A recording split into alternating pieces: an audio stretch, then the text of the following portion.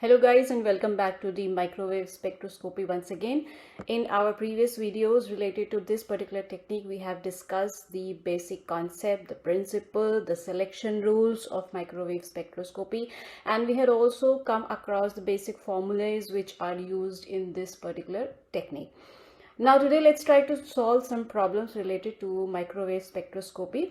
The problem number 1 says the spacing between the lines in rotational spectra of HBr is 16.94 centimeter inverse. Calculate the bond length of the molecule wherein H is equal to 1 and Br equals to 80. Okay, now let's try to first understand the question. It is saying that the spacing between the lines is this much. That means, if you remember in our episode number 5, we had learned that we get this kind of a spectrum, okay, in microwave spectroscopy, wherein these are the lines that the question is talking about. So the spacing between the lines, that means this spacing is given to you as 16.94 centimeter inverse, and we have to find the bond length. This word bond is repeated over here.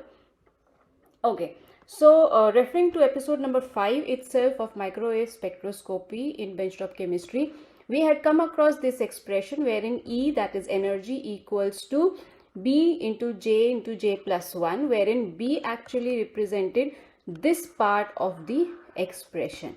So we can say that B equals to this much. Okay, now keep this expression in your mind, keep the picture of this expression in your mind, and let's see how it is correlated to our question. So the question says the spacing is this much, and if you remember, there only we discussed that the spacing, that means 2b, okay, it is equals to 16.94 centimeter inverse. That means B comes out to be 16.94 over 2, which is equals to 8.4 centimeter inverse, or 8.47 centimeter inverse. Okay, so from the question, actually we know the value of B, and it is asking us the bond length. That means it is asking us the value of R. The value of R is required. Okay, now let's see how we go actually. Okay, so this I will actually give us the value of R. Okay, so I'll write the formula once again over here so that we can keep a track of this solution, right? So it was B equals to H over 8 pi square I times C, where I we know is the moment of inertia, C is the speed of the light, and H is the Planck's constant.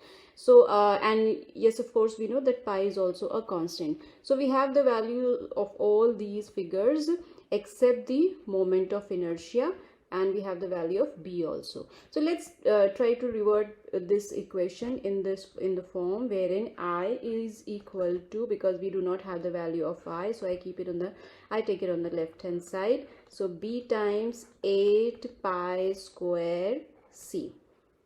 Okay, now I start substituting the respective values. So H is equal to 6.625 times 10 raised to the power of minus 34 joules second, divided by B, which actually has come out to be 8.47.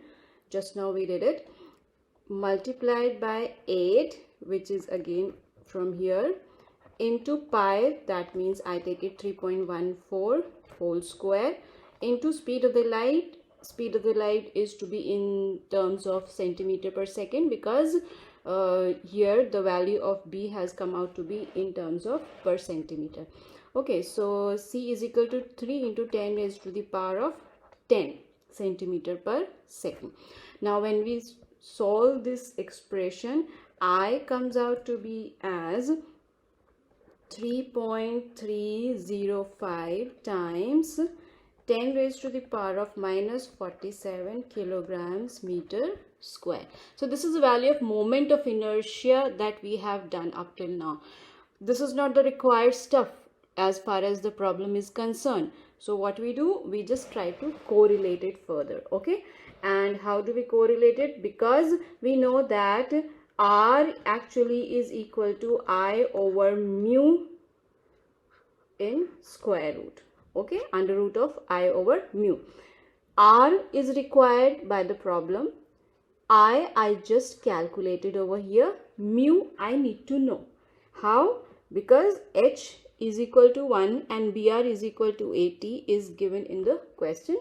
Okay, so I move further, right, with the calculation of mu now. So my second priority will be mu. This can be labeled as equation number 1.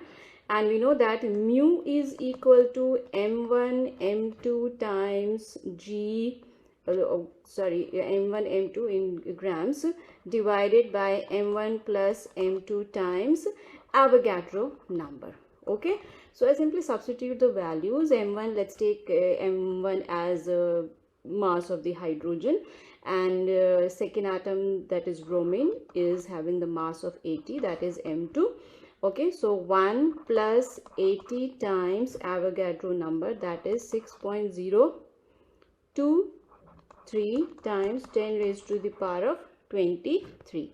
So on solving this expression, actually we get 1.64 actually, exactly. If we talk about it, is 1.64 into 10 raised to power minus 24 grams.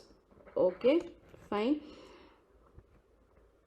So now simply substitute the value. R is equal to under root of I, that means 3.305 into 10 raised to power minus 47 divided by mu we just calculated. Okay, this is in grams. Okay, okay, and moment of inertia is in kilograms per meter square. So I will simply convert this value of mu in kilograms. So it becomes 1.640 times 10 raised to power of minus 27 kilograms. Okay, and on solving it we get 1.423 times 10 raised to power minus 10 meters. That means 142.3 picometer it can be said. Okay, so the bond length or the internuclear distance actually is 142.3 picometers. This is how we do the numericals. We just have to click one thing which is given in the problem. Here it was given that the spacing between the lines is this much. So whenever the spacing is concerned, actually you know it well that it is uniform and is equal to the 2b. Okay,